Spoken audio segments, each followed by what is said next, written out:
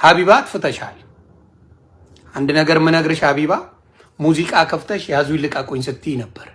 ይሄ የሙስሊም ባህል አይደለም፣ የሙስሊም መገለጫ አይደለም። ሀቢባ እባክሽ እያስተዋልሽ ሙዚቃ ከፍተሽ ዋይን ከፍተሽ እየጠጣሽ ነው የታየሽው። አየሽ፣ የማትኖሪውን ህይወት ነው ስታጭበረብር ያለሽው። ጥሩ አይደለም። you gotta walk the talk። ሙስሊሞች እንዳይጋጩሽ ብለሽ ሂጃብሽን አንድ ወር እንደምንም ጨንቆሽ አረግሽው፣ ወደ ዊግሽ ነው የተመለሽው። this is not right። ዋይንሽን ስታረግ እግዚአብሔር ሲያጋልጥሽ ልጅሽ ካሜራውን አዞረችው እናቷ እንድትታይላት። እናቷን ስለምትወድ መልካም እናት ነሽ፣ እሰጥሻለሁ። ግን ፌክ ነሽ፣ ፌክ ነሽ።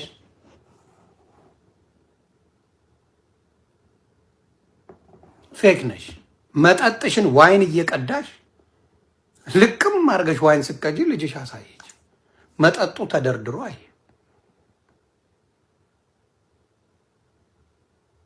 ወደ ዊግሽ ነው የተመለሽው። ይሄ ጥሩ አይደለም። ባለ ትዳር ነሽ፣ ምንም የሚያስፈልግሽ ነገር የለም። እኔ አሁን ከጠየቅሽኝ አንድ ሙስሊም ሴት ትዳሯን ከያዘች ልጆቿን የምትወድ ከሆነ መልኳ ያላነሳት ልጅ ልታይ ማለቱ there is no reason።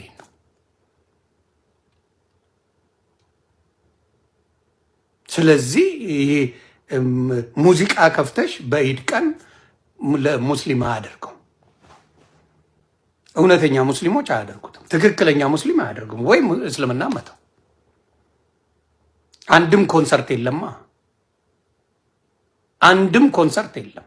ስለዚህ አንድም ኮንሰርት ሙስሊም በማያደርግበት አንቺ ሙዚቃ ከፍተሽ ለባል ተደበሩ ማለት ይሄ እስልምናን ማሰደብ ነው። ስለዚህ አንዳንዴ አወቅሽ ሲሏት የባሏን መጽሐፍ አጠበይ ስለሚሆን ሀቢባ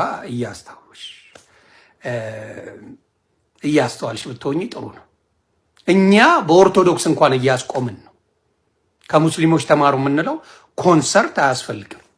የክርስቶስ ቀን ላይ ኮንሰርት አያስፈልግም። ላይክ እያደረጋችሁ ቤተሰብ፣ የክርስቶስ ኮንሰርት ላይ የክርስቶስ ቀን ላይ ኮንሰርት አያስፈልግም። አስበው 55 ቀን ጾመ ለሰይጣን ስትገብርለት 55 ቀን የጾም ከሆነ አፈር ሲበላው ማለት ነው። የምስጋና ቀን ነው መሆን ያለበት አይደል?